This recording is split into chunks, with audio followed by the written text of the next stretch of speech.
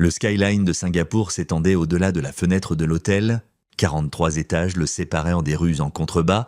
Marcus Leon était assis à son bureau en acajou, relisant une clause de contrat qui permettrait à son entreprise d'économiser des millions lorsque son téléphone vibra. L'écran afficha l'hôpital général de Singapour en texte vert. Son estomac se noua. Il avait indiqué ce numéro comme contact d'urgence pour les dossiers scolaires de son fils Ethan, même en étant à l'étranger. « Monsieur Léon ?» La voix était professionnelle, mesurée, de celles qui délivrent de mauvaises nouvelles pour gagner leur vie. « Ici le docteur Patricia Chun du Chicago Memorial. Votre fils Ethan est en soins intensifs. Vous devez rentrer immédiatement ?» La plume de Marcus s'arrêta au milieu de sa signature. « Que s'est-il passé ?» Des brûlures sévères couvrant environ 60% de son corps. Il est stable mais dans un état critique. Votre épouse est ici, mais nous avons besoin de vous. L'appel se termina avant qu'il puisse poser d'autres questions. Les mains de Marcus agirent automatiquement, ordinateur fermé. Dossier rassemblé, téléphone déjà en train de composer le numéro de son assistant. Et Gary, annule tout, réserve-moi le prochain vol pour Chicago. Peu importe le coût, 12 ans plus tôt, Marcus avait été un homme différent. Fraîchement sorti des Marines, il avait pris un emploi de coordinateur logistique dans une entreprise pharmaceutique, pensant que ce serait temporaire. Il avait rencontré Belinda Vueva lors d'une collecte de fonds pour une œuvre de charité. Elle avait été élégante, charmante. Travaillant comme coordinatrice d'événements pour l'entreprise familiale, elle avait semblé sincèrement intéressée par ses histoires sur l'optimisation des chaînes d'approvisionnement et des systèmes d'efficacité, riant à ses blagues, touchant son bras quand elle parlait. Leur cours avait été rapide. Sa famille dirigeait Vueva Medical Consultants, une firme qui mettait en relation des hôpitaux avec des spécialistes.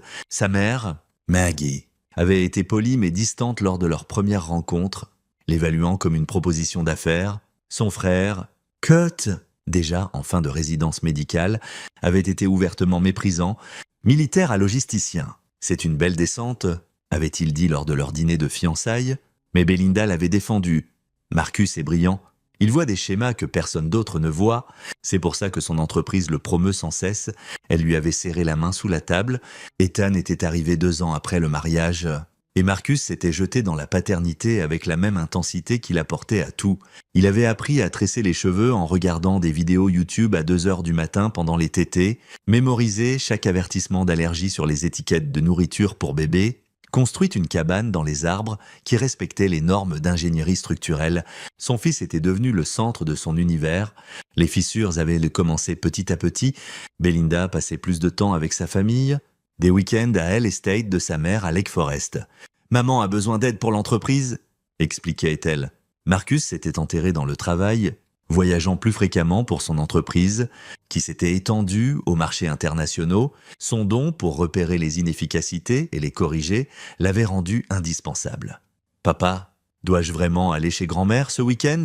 avait demandé Ethan 3 mois plus tôt, lors d'un bref séjour de Marcus à la maison entre Tokyo et Francfort. « Pourquoi pas ? Mon pote, je pensais que tu aimais la grande maison. » Ethan, 9 ans, avec les cheveux noirs de Marcus et les yeux verts de Belinda, avait baissé les yeux sur ses devoirs. « Grand-mère dit des choses bizarres, comme que tu n'es pas vraiment de la famille. Et oncle Kurt me pose toujours des questions médicales et note des trucs dans son carnet. » Marcus avait senti quelque chose de froid s'installer dans sa poitrine. « Quel genre de questions ? Comme si je me blesse facilement ? Si j'ai déjà eu des crises d'épilepsie ?» Il m'a fait tenir sur une jambe, les yeux fermés, et m'a chronométré. Ethan avait haussé les épaules, mais Marcus avait vu le malaise. C'est probablement juste des trucs de docteur. Marcus avait prévu d'en parler à son retour de Singapour. Le contrat là-bas valait 40 millions de dollars. 3 semaines de négociations. Et il serait à la maison. Il avait promis à Ethan une partie de pêche au Wisconsin. Rien que tous les deux, maintenant, à 9000 mètres au-dessus de l'océan Pacifique. Marcus fixait l'écran du siège devant lui, montrant le trajet du vol. 14 heures. L'hôtesse l'avait surclassé en première sans demander. Après avoir vu son visage, il refusa tout sauf de l'eau. Son esprit courant des scénarios, brûlures à 60%. Les enfants ne tombent pas simplement dans les cheminées, et s'ils le font, quelqu'un les en tire immédiatement. 60% signifiait une exposition prolongée, signifiait que personne n'avait aidé. Son téléphone était resté en mode avion, mais il avait téléchargé tous les messages avant l'embarquement. Un de Belinda, il y a eu un accident ?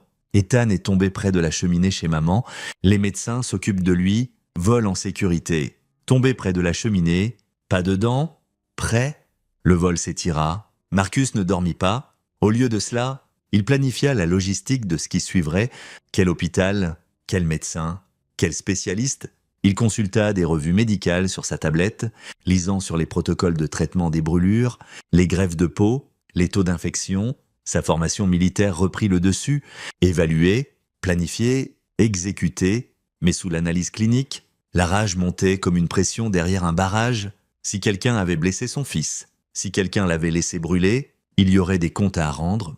L'avion atterrit à O'Hare à 3h47 du matin, heure de Chicago. Marcus n'avait pas de bagages sauf son carry-on. Il prit un taxi directement pour le Chicago Memorial, arrivant alors que les infirmières de nuit terminèrent leur ronde.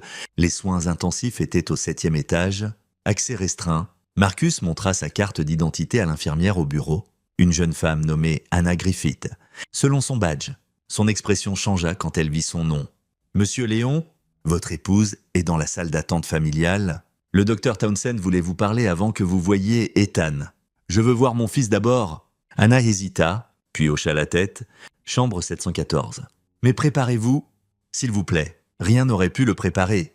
Ethan était allongé dans un lit spécialisé, entouré de moniteurs et de perfusions. Des bandages couvraient la plus grande partie de son petit corps, ne laissant visible que des parties de son visage. Ses yeux étaient fermés, sa respiration assistée par un ventilateur. L'odeur d'antiseptique ne masquait pas tout à fait l'odeur sous-jacente de chair brûlée. Marcus resta dans l'encadrement de la porte et, pour la première fois de sa vie adulte, sentit ses genoux fléchir. C'était son fils, son garçon qui aimait les dinosaures et voulait devenir paléontologue, qui insistait pour porter des chaussettes dépareillées parce que ça le rendait unique, qui l'avait serré dans ses bras à l'aéroport 3 semaines plus tôt et avait dit « Ramène-moi quelque chose de cool ». « Papa ». Une main toucha son épaule. Marcus se tourna pour voir un homme dans la cinquantaine en tenue chirurgicale et blouse blanche, Dr. Kurt Townsend. Selon son badge, quelque chose dans ce nom chatouilla la mémoire de Marcus. Mais son cerveau était trop focalisé sur Ethan. « Monsieur Léon, je suis le Dr. Townsend, chef de l'unité des brûlures. Allons parler dans mon bureau. » Marcus ne bougea pas. « Dites-le-moi ici. Votre fils a des brûlures au 2e et 3e degré couvrant environ 60% de son corps. Concentrées sur le dos, les jambes et les bras. Les brûlures sont compatibles avec une exposition prolongée à une chaleur extrême. La voix de Townsend était professionnellement compatissante. Il est sédaté actuellement pour gérer la douleur. Nous avons commencé les procédures de greffe de peau, mais la récupération sera étendue. Des mois, peut-être des années de traitement. Et comment est-ce arrivé? Selon votre épouse, Ethan jouait près de la cheminée chez sa grand-mère. Il a trébuché et est tombé en arrière dans le feu. Le temps que elle et sa mère le tirent de là, les dommages étaient sévères. La mâchoire de Marcus se crispa. « Où est ma femme ?» Salle d'attente. 2e porte à gauche. L'expression de Townsend resta neutre. « Monsieur Léon, je comprends que c'est traumatisant, mais votre fils reçoit les meilleurs soins possibles et faites confiance au processus. » Le mot « confiance ». Son info. Marcus trouva Belinda dans une petite pièce au mur beige et aux chaises inconfortables. Elle avait été belle autrefois, l'était encore objectivement. Mais maintenant, en la voyant se lever à son entrée, mascara coulé et portant les vêtements de la veille, Marcus vit quelque chose de différent dans son visage, quelque chose qui ne collait pas avec les larmes. « Marcus ». Elle s'avança vers lui, bras tendus pour une étreinte. Il recula. « Raconte-moi exactement ce qui s'est passé. » Les bras de Belinda retombèrent. C'était horrible. Nous étions chez maman pour le dîner du dimanche. Ethan jouait dans le salon. Tu sais, cette grande cheminée qu'elle a. J'étais en cuisine à aider maman avec le dessert, et nous avons entendu des cris. Sa voix se brisa de manière convaincante. Le temps que nous arrivions, il était tombé dans le feu. Nous l'avons tiré de là. Appelez les urgences immédiatement. Marcus, ça s'est passé si vite? Où étais-tu exactement? À quelle distance du salon? En cuisine, et je t'ai dit, peut-être 9 mètres. Les yeux de Belinda se plissèrent légèrement. Pourquoi m'interroges-tu? Notre fils se bat pour sa vie et tu agis comme si j'étais une suspecte.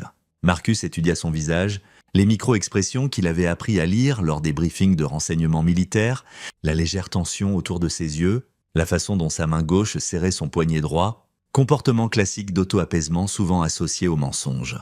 J'essaie de comprendre comment un garçon de 9 ans se retrouve avec 60% de son corps brûlé, alors que 2 adultes sont à 9 mètres. C'était un accident. La voix de Belinda monta, puis elle sembla se reprendre. « Je sais que tu es bouleversé. Je sais que tu es fatigué du vol, mais ne t'en prends pas à moi. J'ai été ici pendant 20 heures d'affilée à regarder notre bébé souffrir, en me demandant si tu arriverais à temps. La carte de la culpabilité. Marcus reconnut la tactique. Il l'avait vue avant dans leur dispute. Belinda redirigeant le blâme, le faisant passer pour le méchant parce qu'il la questionnait, il hocha lentement la tête. « Tu as raison, je suis désolé, j'ai juste… » Il laissa sa voix se briser légèrement. « J'ai juste besoin de le voir à nouveau. » Les épaules de Belinda se détendirent. « Bien sûr, nous traverserons ça ensemble, en famille. » Elle s'approcha, prenant sa main. Ses doigts étaient froids. Le docteur Townsend dit qu'il s'en sortira. « Nous devons juste être patients. » Docteur Townsend, Marcus nota cela. Il revint dans la chambre d'Ethan et s'assit sur la chaise près du lit, prenant la main de son fils avec précaution, évitant les perfusions et les zones bandées. Les moniteurs bipaient régulièrement. Des infirmières allaient et venaient, vérifiant les signes vitaux, ajustant les médicaments. Vers 6 heures du matin, une infirmière que Marcus n'avait pas vue avant entra, Alexandra Duncan. Plus âgée, avec des yeux bienveillants et des mouvements efficaces, elle vérifia le dossier d'Ethan, puis jeta un coup d'œil à Marcus. « Vous êtes le père ?»« Oui. » L'expression d'Alexandra s'adoucit. « Il a demandé après vous, avant que nous augmentions la sédation. » Elle hésita. « Monsieur Léon, quelqu'un vous a-t-il parlé en détail de la nature des brûlures ?» Le docteur Townsend a dit qu'elles étaient compatibles avec une exposition au feu. « C'est vrai, mais… » Elle jeta un regard à la porte, puis baissa la voix. « Je travaille en unité de brûlure depuis 23 ans. Ces brûlures ont un motif inhabituel pour une simple chute dans une cheminée. La distribution, les variations de profondeur, je l'ai vu avant dans des cas où… » Elle s'arrêta. « Je ne devrais pas spéculer, mais vous pourriez vouloir demander un deuxième avis sur l'évaluation des blessures avant que Marcus puisse répondre. » Elle passa au patient suivant, mais ces mots s'enfouirent dans son esprit. Motif de distribution. Quel motif avait-elle vu? À 8 heures, le docteur Townsend revint avec un autre médecin, un homme plus jeune avec un porte-bloc et des chaussures chères. « Monsieur Léon, voici le docteur Joseph Pratt, notre spécialiste en traumatologie pédiatrique. Il consultera sur le cas d'Ethan. » Ils discutèrent des plans de traitement, des délais de récupération, des taux de survie statistiques. Marcus écouta, posa des questions techniques qui les surprirent tous les deux. Référant des études qu'il avait lues dans l'avion, il avait toujours eu un don pour absorber l'information et l'appliquer logiquement. « Vous avez fait vos recherches ?» nota Pratt avec approbation. « La vie de mon fils en dépend. » Vers 10 heures, la sédation d'Ethan fut allégée pour un contrôle de routine. Marcus vit les yeux de son fils s'ouvrir en papillotant, flous et plein de douleur malgré les médicaments. Marcus se pencha près et… « Mon pote, papa est là. Tu vas t'en sortir ?» La bouche d'Ethan bougea, mais le ventilateur empêchait la parole. Ses yeux trouvèrent le visage de Marcus et des larmes coulèrent des coins. Sa main droite, moins bandée que la gauche, tressauta vers la table de chevet. Une infirmière remarqua. Il tend la main vers ça. Nous pensions qu'il voulait de l'eau, mais il ne peut pas boire avec le tube. Marcus suivit le geste. Une serviette était posée sur la table. Standard d'hôpital. Il la prit et les yeux d'Ethan s'écarquillèrent avec urgence. « Tu veux ça, mon pote ?» Le plus petit hochement de tête. Marcus regarda la serviette plus attentivement. Il y avait de l'écriture dessus, écriture d'enfant. Tremblante et douloureuse, faite avec un stylo qui avait traversé le papier fin. Son sang se glaça en lisant les mots « Grand-mère m'a poussé »,« Maman a regardé »,« Ne fais pas confiance au docteur »,« C'est l'oncle ». Le visage de Marcus resta parfaitement neutre. Des années de parties de poker militaire et de négociations commerciales à enjeux élevés lui avaient appris le contrôle. Il regarda son fils, vit la peur et la supplication dans ses yeux, et sourit doucement. « Ne t'inquiète pas de quoi que ce soit, mon pote. Je suis là maintenant. Repose-toi. » Mais à l'intérieur, quelque chose de fondamental changea. Le barrage ne se brisa pas. Il se transforma en quelque chose de plus dur, de plus froid, de plus déterminé. Il plia soigneusement la serviette et la glissa dans sa poche. Puis, il se leva et marcha jusqu'à la salle d'attente où Belinda était assise. Scrollant sur son téléphone, elle leva les yeux et Marcus s'assura que son expression ne montrait rien d'autre que de l'inquiétude épuisée. « Je te crois ?» dit-il doucement. « À propos de l'accident, j'avais tort de te questionner. » Le visage de Belinda s'illumina de soulagement. « Merci, je sais que tu es juste effrayée. Nous le sommes tous les deux. Je pense que je devrais rester chez ta mère quelques jours, être proche de l'hôpital, et j'aimerais voir où c'est arrivé. Peut-être que si je comprends mieux, je pourrais… » Il laissa la phrase en suspens. « Bien sûr, maman voudra ça. Elle est dévastée. Marcus, elle s'en veut. Je suis sûr qu'elle s'en veut. Cet après-midi-là, Marcus se rendit à l'Estate des Vueva à Lake Forest. La maison était une immense demeure de style Tudor. En retrait de la route, derrière des grilles en fer, Maggie Vueva l'accueillit à la porte, une femme dans la soixantaine qui avait conservé son apparence grâce à ce que Marcus soupçonnait être une chirurgie esthétique étendue. Elle portait du noir comme en deuil. « Marcus, je suis tellement désolé. Si je pouvais revenir en arrière… » Sa voix se brisa de manière convaincante. Il l'étreignit, sentant qu'elle se raidit légèrement au contact. « Ces choses arrivent, Maggie. Je veux juste voir la pièce. » Le salon était immense. Avec une cheminée en pierre dominant un mur, Marcus l'étudia attentivement. L'âtre était surélevé, entouré d'un écran décoratif en fer. Le sol était en bois dur, avec des tapis persan chers placés stratégiquement. « Il jouait juste là, » dit Maggie, pointant un endroit à environ 8 mètres de la cheminée. Avec ses dinosaures enjoués, j'étais en train de montrer des papiers à Belinda en cuisine. Des documents d'affaires pour l'entreprise. Nous avons entendu les cris et nous avons couru, mais il était déjà dans les flammes. Nous l'avons tiré de là, appelé les urgences. L'ambulance est arrivée en 10 minutes. Marcus parcourut l'espace, son esprit calculant angles et physiques. Oueda, 8 mètres, était une distance considérable pour qu'un enfant trébuche et tombe en arrière si loin avec assez d'élan pour finir dans le feu. L'écran était en place. Oui, mais il a dû le pousser de côté en tombant. L'écran était en fer forgé lourd, au moins 13, 6 kilos. Un enfant de 9 ans tombant en arrière n'aurait pas la force de le déplacer, mais quelqu'un le poussant, Marcus remarqua autre chose.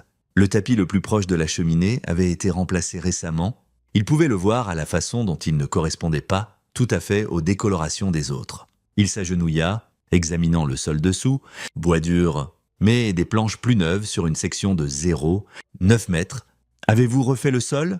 L'hésitation de Maggie fut brève mais notable. « Nous avons eu des dégâts d'eau le mois dernier, il a fallu remplacer quelques planches. » Marcus se leva et sourit. « L'endroit est magnifique. Maggie, vous avez toujours eu si bon goût. Cette nuit-là, allongé dans la chambre d'amis, la même où Belinda avait grandi, Marcus attendit jusqu'à 2 heures du matin, puis sortit discrètement. Il avait des compétences basiques en crochetage de serrures de séjour chez les Marines. Assez pour accéder au bureau de Maggie à la maison. Les papiers étaient méticuleusement organisés. Vueva Medical Consultants avait des contrats avec 40 hôpitaux à travers le Midwest. Marcus photographia des documents avec son téléphone. Pas tout à fait sûr de ce qu'il cherchait. Mais faisant confiance à ses instincts, puis il trouva un dossier étiqueté « Police d'assurance familiale ». À l'intérieur, des documents d'assurance vie, police standard pour Maggie et son défunt mari. Décédé 5 ans plus tôt, policée pour Belinda et une pour Ethan Leon. Souscrite 3 mois plus tôt avec un bénéfice en cas de décès de 5 millions de dollars. Les bénéficiaires étaient listés comme Belinda Leon et Maggie Vueva. Les mains de Marcus ne tremblèrent pas, tandis qu'il photographiait chaque page, mais son esprit courait. 5 millions sur un garçon de 9 ans, 3 mois plus tôt, juste au moment où Ethan avait mentionné que son oncle posait des questions médicales étranges. Il remit tout exactement comme il l'avait trouvé et revint dans sa chambre. Le sommeil ne vint pas. Au lieu de cela, il s'assit dans le noir, assemblant les pièces. Le lendemain matin, il revint à l'hôpital tôt. Le docteur Townsend faisait ses rondes, tout en préoccupation professionnelle et expertise technique. Marcus l'observa attentivement, notant la façon dont il évitait le contact visuel direct, la sympathie pratiquée qui semblait répéter « Townsend ». Le nom l'avait tracassé depuis qu'il l'avait entendu. Il sortit son téléphone et chercha Kurt Vueva, médecin à Chicago. Les résultats montraient le docteur Kurt Vueva, spécialiste des brûlures au Northwestern Memorial. Marcus élargit la recherche. Kurt Vueva Townsend. Là, une annonce de mariage de 8 ans plus tôt. Le docteur Kurt Vueva a épousé Patricia Townsend. Une seconde recherche montra que Kurt avait changé son nom de famille en Townsend après le mariage. Apparemment, pour des raisons professionnelles, Dr Kurt Townsend sonnait moins ethnique. Marcus supposa que c'était mieux pour les affaires, donc le frère de Belinda traitait Ethan, le même oncle dont Ethan l'avait averti, le même médecin qui avait posé des questions étranges 3 mois plus tôt. Marcus trouva l'infirmière Alexandra pendant son service de l'après-midi. « Vous avez mentionné vouloir un deuxième avis sur le motif des blessures d'Ethan. Pouvez-vous me recommander quelqu'un ?» Elle nota un nom sans hésitation. « Dr Roland Holmes. Il est au centre médical de l'Université de Chicago. Il se spécialise en traumatologie pédiatrique et analyse médico-légale des brûlures. Il a témoigné dans des affaires judiciaires. L'implication était claire. Merci. Marcus attendit que Belinda rentre se doucher et se changer. Puis, il approcha l'administration de l'hôpital avec une demande calme et raisonnable. Il voulait transférer son fils dans un autre établissement pour un deuxième avis. Le docteur Townsend avait été excellent, bien sûr, mais en tant que père concerné, il avait besoin d'explorer toutes les options. L'hôpital ne pouvait pas empêcher légalement un transfert. À 20h ce soir-là, Ethan était transporté par ambulance médicale au centre médical de l'Université de Chicago. Avec Marcus à ses côtés, il dit à Belinda que c'était juste pour des tests supplémentaires, que ce ne serait que pour la nuit. Elle protesta mais ne put l'arrêter. Il était le père et il avait signé les formulaires d'autorisation. Le docteur Roland Holmes était un grand homme noir dans la cinquantaine avec des cheveux argentés et des yeux perçants qui ne rataient rien. Il examina Ethan personnellement, étudiant les brûlures avec un niveau d'attention que Townsend n'avait jamais montré.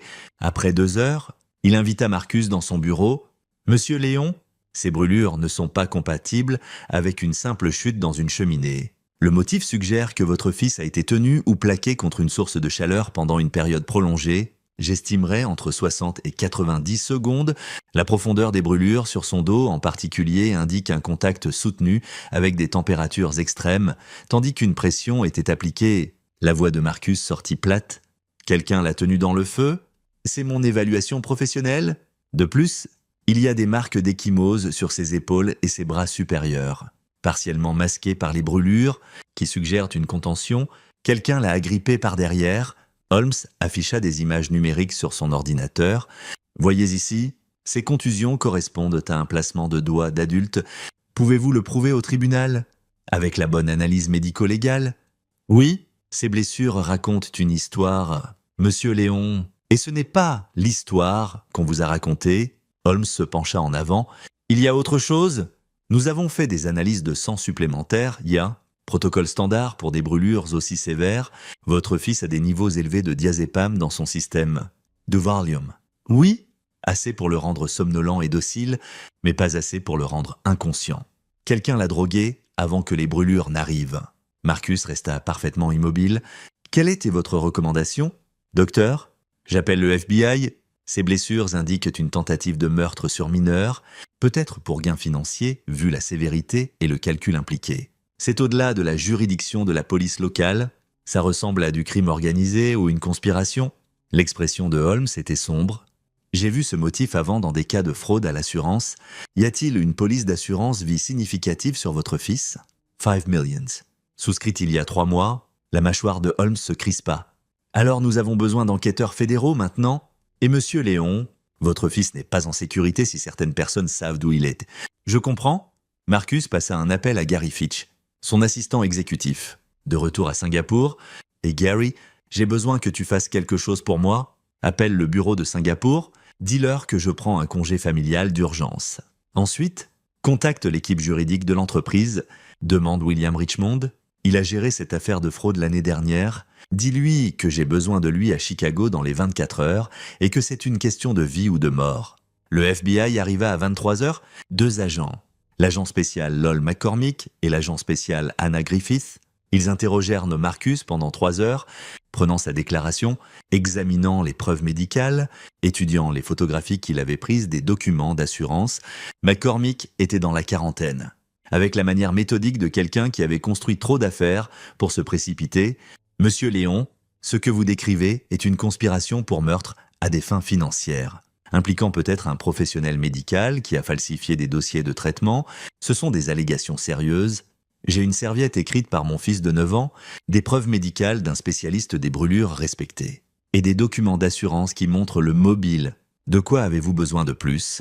Nous devons construire une affaire qui tiendra au tribunal.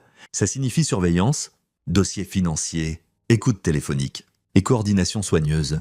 Si nous bougeons trop tôt, ils engageront des avocats et nous perdrons la chance d'obtenir justice. » L'expression de McCormick s'adoucit légèrement. « Mais je vous crois, Monsieur Léon, et nous allons vous aider. » Griffith ajouta « L'hôpital où votre fils a été traité initialement, Chicago Memorial, a des contrats avec Vueva Medical Consultants. Nous enquêterons sur ces relations aussi. Si le docteur Townsend a falsifié des dossiers ou fourni des soins inférieurs intentionnellement, C'est de la faute médicale au minimum. Tentative de meurtre au maximum. Marcus pensa à la serviette d'Ethan. Ne fais pas confiance au docteur. C'est l'oncle, son fils de 9 ans, sédaté et en agonie, avait quand même essayé de le protéger avec cet avertissement. Que me faut-il faire? Retournez auprès de votre épouse, dit McGormick. Agissez normalement. Pleurez. Soyez soutenant. Jouez le père inquiet. Nous surveillerons les communications et rassemblerons des preuves. Ne confrontez personne. Ne les laissez pas savoir que vous soupçonnez quoi que ce soit. Pouvez-vous faire ça? Marcus avait passé 3 semaines à négocier un contrat de 40 millions à Singapour, à maintenir une composure parfaite tandis que 3 entreprises différentes essayaient de se sous-coter mutuellement. Il avait survécu à des opérations militaires en territoire hostile où montrer la peur signifiait la mort. « Je peux faire ça? Encore une chose ?» dit Griffith. « Votre fils est un témoin matériel. Nous le plaçons sous protection, déguisé en traitement médical continu. Aux yeux de tous, il est toujours critique et sédaté. Mais il sera en sécurité. Et il ne pourra être accédé que par du personnel médical approuvé, et vous... » Marcus revint à L Estate de Lake Forest à 3 heures du matin. Belinda était éveillée, faisant les 100 pas. « Où étais-tu? J'appelle l'hôpital depuis des heures. Ils ont dû faire plus de tests. Je me suis endormi en salle d'attente. Mon téléphone est mort. » Marcus montra le téléphone éteint. « Désolé, j'aurais dû te le dire. » La colère de Belinda se transforma en inquiétude. « Comment va-t-il? » Pareil, ils le gardent lourdement sédaté pendant qu'ils font les greffes de peau. Marcus la serra dans ses bras, la sentant se détendre contre lui. « Désolé d'avoir douté de toi plus tôt. Toute cette affaire me retourne l'intérieur. Je comprends. Nous sommes terrifiés tous les deux. » Elle recula, étudiant son visage. « Mais nous traverserons ça ensemble? »« Ensemble, » répéta Marcus, pensant à la serviette dans sa poche et aux agents du FBI préparant leur affaire. Bien sûr, le lendemain matin, Maggie Vueva prépara le petit déjeuner, un étalage élaboré que Marcus reconnut comme une performance. Tout était parfait. Pain perdu, fruits frais, café fraîchement moulu. Elle se déplaçait dans la cuisine avec une aisance pratiquée, jouant le rôle de la grand-mère concernée. « J'ai réfléchi », dit-elle en versant du café à Marcus. « Une fois qu'Ethan sera assez remis, peut-être devrait-il rester ici un moment? La maison a plein de place et il aura besoin de soins constants.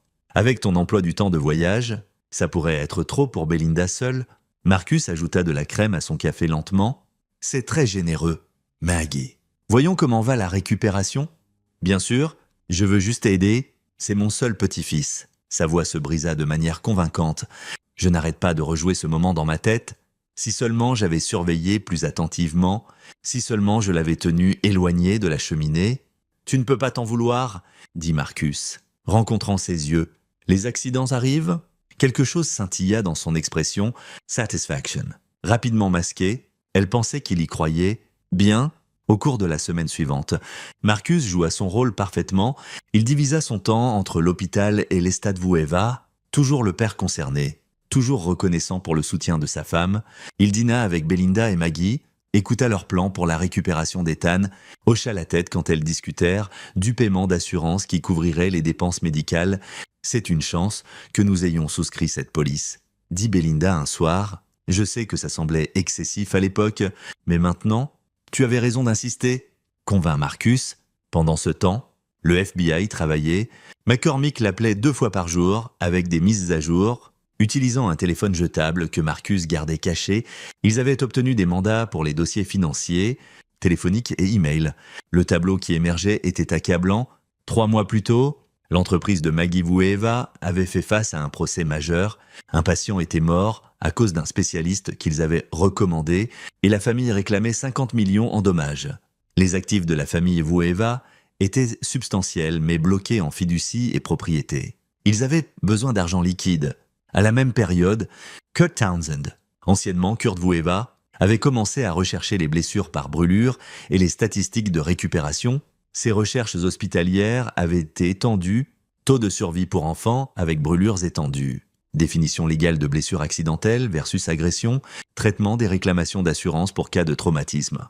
Les dossiers téléphoniques de Belinda montraient 17 appels à sa mère la semaine avant la blessure d'Ethan.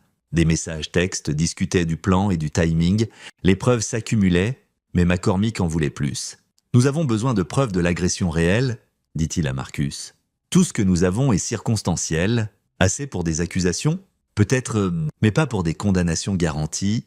Nous avons besoin que l'un d'eux parle, avoue ou fasse un geste qui prouve l'intention. Marcus eut une idée. Et s'il pensait avoir réussi? Que voulez-vous dire? Et si Ethan prenait un tour pour le pire? Et s'il mourait? La voix de Marcus était froide, calculatrice. Comment réagirait-il? McCormick resta silencieux un moment. C'est dangereux, Monsieur Léon.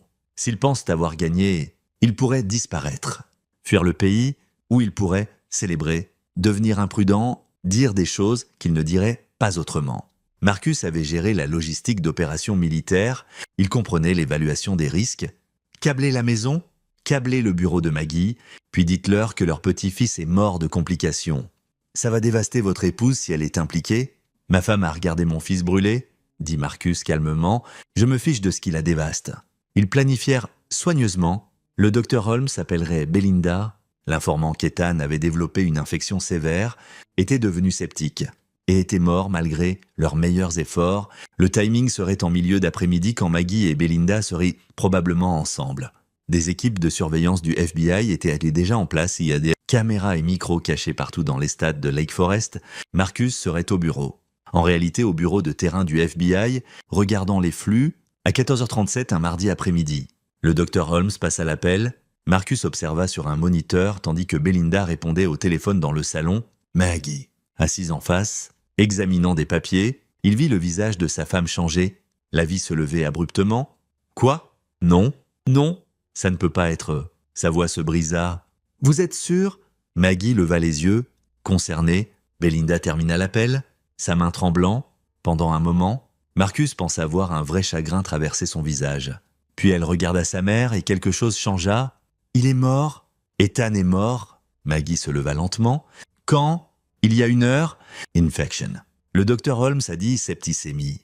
Ils ont tout essayé. Mais Belinda s'assit lourdement. Oh mon Dieu, qu'avons-nous fait?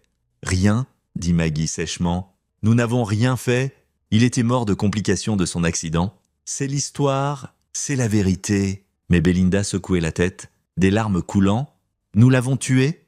Maman, nous l'avons vraiment tué? Je savais que c'était le plan. Mais je ne pensais pas que ça arriverait vraiment. Reprends-toi. La voix de Maggie devint dure. C'est ce dont nous avions besoin. L'assurance paie maintenant. Le procès est réglé. Nous survivons. Il avait 9 ans. C'était un moyen pour une fin. Tu le savais quand tu as accepté. Maggie se dirigea vers le bar, versa 2 verres de scotch. Marcus va faire son deuil. Nous ferons le deuil avec lui. Et dans 6 mois, nous serons solvables à nouveau. Tout redevient normal. Normal. Le rire de Belinda fut légèrement hystérique. Je viens de tuer mon fils. Nous ne l'avons pas tué. Kurt s'en est occupé. Et même si quelqu'un soupçonnait quelque chose, quelle preuve y a-t-il? Les dossiers hospitaliers montrent une brûlure accidentelle. Il n'y a pas de preuve de full play. Maggie tendit le scotch à Belinda. Bois. Respire. Dans quelques heures, tu appelleras Marcus au bureau. Tu lui annonceras la nouvelle doucement. Et nous pleurerons tous ensemble comme une famille convenable. Au bureau du FBI, Marcus observa cet échange avec McCormick et Griffith de chaque côté. Son visage était de granit. « Avez-vous tout eu ?» demanda-t-il calmement. « Chaque mot, » confirma Griffith. « C'est une confession de conspiration pour meurtre et forte implication d'accessoires après le fait, combinée aux preuves financières et médicales. Nous pouvons faire des arrestations. » Marcus hocha la tête. « Faites-le. » Mais Maggie n'avait pas fini. Sur l'écran, elle sortit son téléphone et composa. Ça sonna 2 fois avant que quelqu'un réponde. « Kurt, c'est fait. Le garçon est mort cet après-midi. Infection. Selon l'hôpital, non, il ne devrait pas y avoir de complications. Le certificat de décès listera cause naturelle suivant blessure accidentelle. » Une pause. « Oui, je sais que c'était risqué, mais tu as effectué l'examen initial. Tu es celui qui a créé les dossiers de base. Aux yeux de tous, tu as tout fait dans les règles. » Une autre pause. « L'assurance devrait payer dans 30 jours. Ta part est de 2 millions comme convenu. Ça devrait couvrir tes dettes de jeu avec de la marge. » Marcus sentit quelque chose claquer en lui, mais son expression ne changea jamais. Maggie continua. « Belinda le gère du mieux qu'elle peut. Elle savait dans quoi elle s'embarquait quand elle l'a épousé. Pauvre Marcus. Il aimait vraiment le garçon. Ça me fait presque de la peine. » Elle rit presque. « Écoute, je dois y aller. Nous célébrerons correctement une fois le chèque encaissé, mais Kurt détruit toutes les notes que tu as faites sur le garçon. tout ce qui pourrait te relier aux phases de planification. Nous devons être propres. Elle termina l'appel et se tourna vers Belinda. Ton frère dit bonjour et de rester forte. Belinda essuya ses yeux. J'ai besoin d'appeler Marcus? Pas encore. Donne-lui 1 heure de plus. Laisse-le s'inquiéter, puis tu appelleras, sanglotant. À peine capable de parler, il rentrera en vitesse. Nous pleurerons tous ensemble et ce cauchemar sera fini. Marcus se leva. Je veux être là quand vous les arrêtez. McCormick secoua la tête. Ce n'est pas le protocole. Monsieur Léon, vous êtes trop proche de ça. Ils ont prévu de tuer mon fils pour de l'argent. Ils l'ont drogué, tenu dans un feu, puis falsifié son certificat de décès par un médecin corrompu. J'ai resté calme. J'ai joué mon rôle et je vous ai aidé à construire votre affaire. Je vous demande ça? La voix de Marcus était d'acier. Je veux voir leur visage quand ils réalisent qu'ils ont échoué. McCormick et Griffith échangèrent des regards. Finalement, Griffith hocha la tête. Vous pouvez venir avec nous, mais vous restez dans la voiture quand nous faisons l'arrestation. Pas d'exception? D'accord. Le FBI descendit sur les stades de Lake Forest à 16h15 avec 3 véhicules et 8 agents. Marcus était assis à l'arrière du SUV de McCormick, regardant les agents en équipement tactique approcher la maison. Maggie ouvrit la porte, surprise de voir des agents fédéraux. « Puis-je vous aider ?» Maggie Vueva. « Vous êtes en état d'arrestation pour conspiration en vue de commettre un meurtre. Tentative de meurtre sur mineur, fraude à l'assurance et conspiration pour fraude. » McCormick lut ses droits tandis qu'un autre agent la menottait, son visage blanchi. « Quoi? C'est insensé. Je n'ai pas... » Belinda apparut dans l'encadrement de la porte. « Maman, que se passe-t-il » Belinda Leon. « Vous êtes aussi en état d'arrestation pour conspiration en vue de commettre un meurtre. Tentative de meurtre et fraude. » Belinda vit alors Marcus assis dans la voiture. Leurs yeux se rencontrèrent à distance. Elle comprit immédiatement. L'expression brisée sur son visage le confirma. « Marcus, s'il te plaît, laisse-moi expliquer. Vous avez le droit de garder le silence ?» Continua l'agent. « Tout ce que vous direz pourra et sera utilisé contre vous devant un tribunal. » Une 3e équipe arrêtait simultanément le docteur Kurt Townsend au Chicago Memorial Hospital. Ils avaient synchronisé parfaitement. Il était en pleine ronde, entouré de collègues et patients quand les agents fédéraux entrèrent. L'humiliation fut publique et complète. Marcus attendit que les 2 femmes soient sécurisées dans des véhicules séparés avant de sortir du SUV. Il marcha vers la voiture tenant Belinda et tapa à la vitre. L'agent au volant regarda McCormick, qui hocha la tête. La vitre descendit. « Marcus, s'il te plaît, écoute-moi. » La voix de Belinda était désespérée. « Ça n'était pas censé se passer comme ça. Je ne voulais pas lui faire de mal. J'avais juste besoin de l'argent. L'entreprise de maman échouait et elle a dit que c'était le seul moyen. Je pensais peut-être qu'il se blesserait un peu, peut-être des brûlures mineures, assez pour une réclamation d'assurance. Mais ensuite, « Arrête de parler, » dit Marcus calmement. « Juste arrête, s'il te plaît. Je suis désolé, tellement désolé. » Marcus se pencha plus près de la vitre. « Ethan n'est pas mort. » Le visage de Belinda devint vide de choc. « Le FBI a simulé sa mort pour obtenir votre confession. Il est vivant, en récupération, et il m'a tout dit. Comment sa grand-mère l'a poussé dans la cheminée pendant que tu regardais? Comment son oncle avait drogué sa nourriture aux dîners familiaux pendant des semaines? Lui posant des questions médicales, préparant ça, comment vous avez tous prévu de tuer un enfant de 9 ans pour de l'argent d'assurance? » La voix de Marcus ne s'éleva jamais au-dessus du niveau conversationnel, mais chaque mot atterrit comme un marteau. « Tu vas en prison fédérale pour tentative de meurtre? Tu ne le reverras jamais. » Et il grandira en sachant que sa mère a essayé de le tuer. Belinda commença alors à hurler, incohérente et sauvage. L'agent remonta la vitre et partit. Marcus revint au SUV de McCormick. Ses mains étaient parfaitement stables. « Vous sentez-vous mieux ?» demanda McCormick. « Pas encore. » L'affaire avança rapidement, avec les confessions enregistrées, les preuves financières et le témoignage médical du docteur Holmes. Le procureur fédéral avait tout ce qu'il fallait. Les 3 accusés furent refusés en liberté sous caution, risque de fuite et sévérité des charges. Marcus engagea William Richmond, le meilleur avocat de l'entreprise, pour surveiller les procédures et s'assurer que justice soit rendue. Richmond était un requin en costume chair, le genre d'avocat qui avait bâti sa carrière sur la destruction de criminels en col blanc. Ils vont essayer de passer des accords. Richmond dit à Marcus autour d'un café, c'est standard dans les affaires de conspiration. Le premier à craquer obtient la sentence la plus légère. Peuvent-ils? Le procureur le considérera. Mais avec des confessions aussi claires, ils n'ont pas besoin de coopération. Ma recommandation, laissez-les se battre entre eux. Ça ne fera que renforcer l'affaire. Marcus y réfléchit. Et si je voulais rendre ça pire pour eux? Richmond haussa un sourcil. Légalement ou illégalement? Légalement, je n'ai enfreint aucune loi et je ne commencerai pas maintenant. Mais dans les limites de la loi, je veux qu'ils souffrent. Richmond sourit. Alors parlons de poursuites civiles. Vous pouvez les poursuivre tous les trois pour dommages émotionnels, dépenses médicales et dommages punitifs. La police d'assurance qu'ils ont souscrite, nous pouvons arguer qu'elle devrait vous payer, pas eux, puisque c'était partie de la conspiration entre charges criminelles et responsabilités civiles. Nous pouvons nous assurer qu'ils perdent tout. Faites-le, le procès dura 3 semaines. Marcus y assista chaque jour, assis au premier rang, établissant un contact visuel avec chaque accusé chaque fois qu'il regardait dans sa direction. Ethan récupérait bien au centre médical de l'université de Chicago. Les greffes prenaient... les infections étaient guéries. Il aurait des cicatrices, physiques et émotionnelles. Mais le docteur Holmes était optimiste sur sa récupération physique. Le ministère public construisit son affaire méthodiquement. Ils jouèrent les enregistrements de surveillance, montrèrent les documents financiers, appelèrent le docteur Holmes pour témoigner des blessures. Ils présentèrent les dossiers téléphoniques montrant la conspiration se former sur des mois. La défense essaya d'arguer que Maggie et Belinda parlaient hypothétiquement sur les bandes, que les recherches de Kurt étaient purement académiques, que la police d'assurance était coïncidente. Mais le jury n'y crut pas. Au jour 18 du procès, la défense fit un jeu désespéré. Ils appelèrent Belinda à témoigner, espérant que ses larmes et sa contrition pourraient influencer le jury.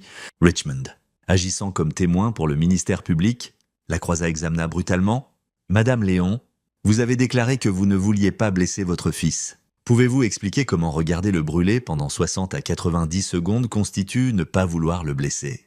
J'avais peur. Ma mère, elle est très contrôlante. Je ne pensais pas qu'elle... Vous ne pensiez pas qu'elle ferait quoi? Le plan que vous avez discuté dans 17 appels sur 2 semaines, le plan qui impliquait votre frère droguant votre fils pour le rendre docile.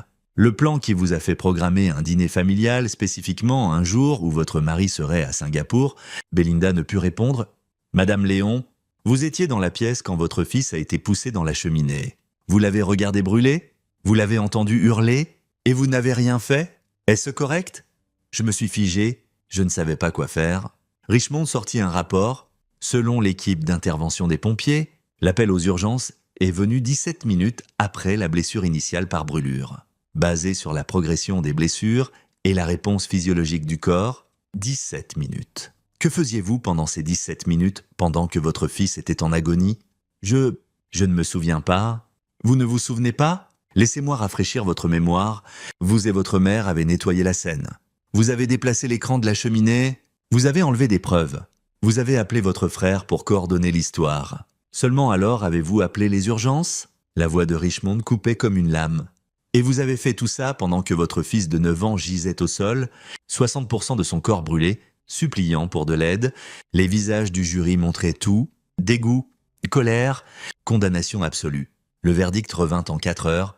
Coupable sur tous les chefs pour les 3 accusés, la sentence eut lieu 1 mois plus tard. Les directives fédérales pour tentative de meurtre sur mineurs, surtout avec conspiration et motivation financière, étaient de sévères. Maggie Vueva, 35 ans, sans possibilité de libération conditionnelle avant 25 ans. Dr Kurt Townsend, 40 ans, incluant des charges supplémentaires pour faute médicale, falsification de dossier et abus de position. Sa licence médicale fut révoquée définitivement. Belinda Léon, 30 ans, sans possibilité de libération conditionnelle avant 20 ans. Marcus était assis au tribunal tandis que le juge lisait les sentences. Son visage impassible, la poursuite civile était encore en cours, mais Richmond l'assura qu'il gagnerait probablement à hauteur de 20 millions en dommages, plus les 5 millions de la police d'assurance. L'estat Vueva serait liquidé pour payer. Mais Marcus se fichait de l'argent. Après la sentence, il visita Ethan à l'hôpital. Son fils était assis maintenant, bandage réduit, capable de parler sans assistance. La thérapie physique était brutale, mais Ethan l'approchait avec la même détermination que Marcus avait toujours admirée. « Papa, est-ce qu'il... » La voix d'Ethan était encore rauque, endommagée par les cris et l'inhalation de fumée. « Ils vont en prison pour longtemps? Mon pote, ils ne peuvent plus te faire de mal. » Ethan hocha lentement la tête. « Est-ce que maman a vraiment... Voulait-elle vraiment me tuer? » C'était la partie difficile. Marcus s'assit au bord du lit, prenant la main de son fils avec précaution. « Oui, je suis désolé, mais oui, elle et ta grand-mère et ton oncle l'ont planifié. Pour de l'argent, des larmes montèrent aux yeux d'Ethan. « Pourquoi? Qu'ai-je fait? Rien. Tu n'as rien fait de mal. Ce sont des gens malades, brisés, qui ont fait des choix terribles. Rien de ça n'est ta faute. » Marcus serra doucement. « Tu as survécu parce que tu es fort.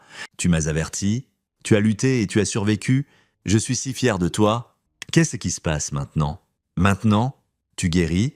Nous te donnerons la meilleure thérapie physique, le meilleur counseling, tout ce dont tu as besoin, et quand tu seras prêt, nous irons à cette partie de pêche au Wisconsin que je t'ai promise. » Rien que tous les deux, Ethan réussit un petit sourire. « Pouvons-nous nous arrêter pour une glace en chemin? » Absolument. Au cours des 6 mois suivants, Marcus restructura sa vie.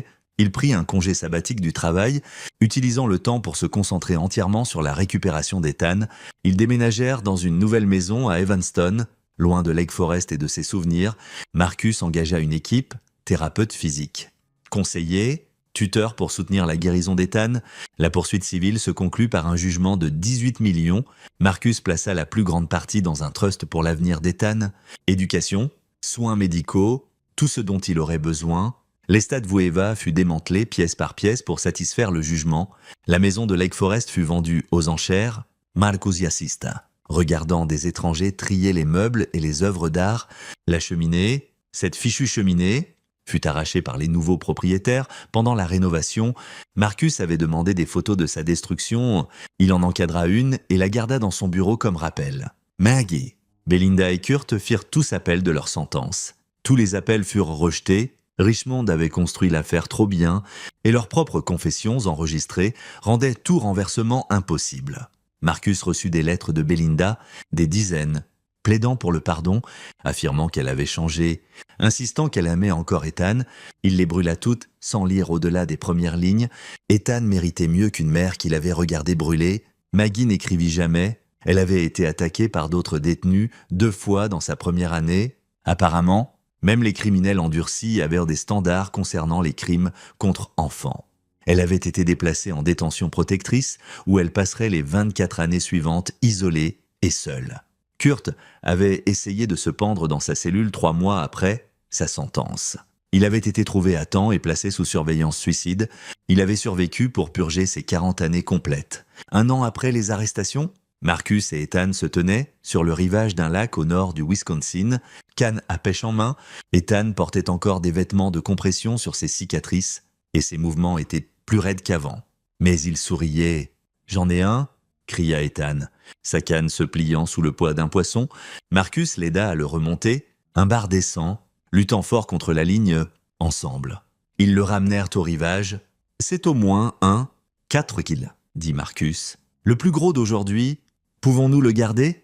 Qu'en penses-tu » Ethan étudia le poisson un long moment, puis secoua la tête. « Lâchons-le. Il a lutté dur. Il mérite de nager libre. » Ils relâchèrent le bar dans l'eau, le regardant disparaître dans les profondeurs. Marcus passa son bras autour des épaules de son fils, avec précaution, attentif à la peau en guérison. « Je suis désolé de ne pas avoir été là, » dit Marcus calmement. « Pour ce qui est arrivé, j'aurais dû être à la maison. »« Tu es revenu ?» répondit Ethan. « Tu m'as sauvé, tu m'as cru, quand personne d'autre ne l'aurait fait. Je te croirai toujours, je te protégerai toujours, c'est mon boulot.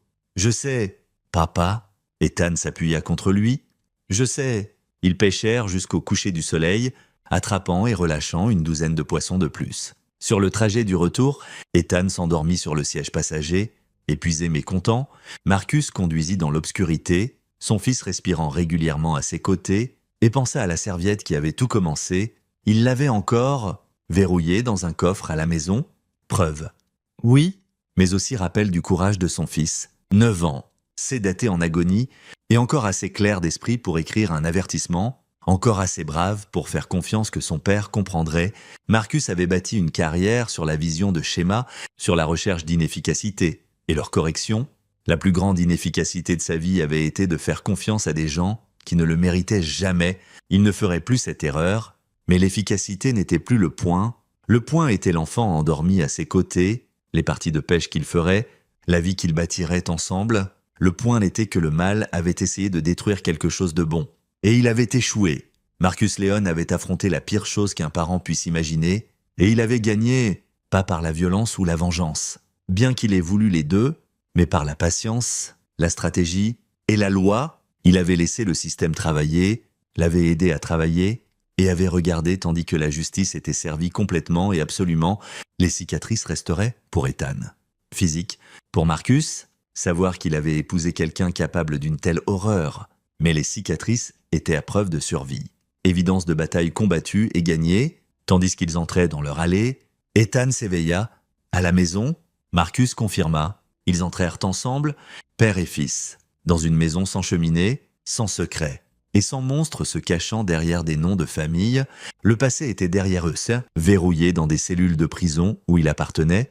L'avenir était à eux à construire. Et Marcus comptait le rendre extraordinaire. Et voilà, une autre histoire touche à sa fin. Qu'en avez-vous pensé ? J'aimerais entendre vos réflexions dans les commentaires ci-dessous. Si vous avez aimé cette histoire, envisagez de rejoindre notre communauté en vous abonnant. Ça compte énormément pour nous. Pour plus d'histoires comme celle-ci, consultez les vidéos recommandées à l'écran et je vous y verrai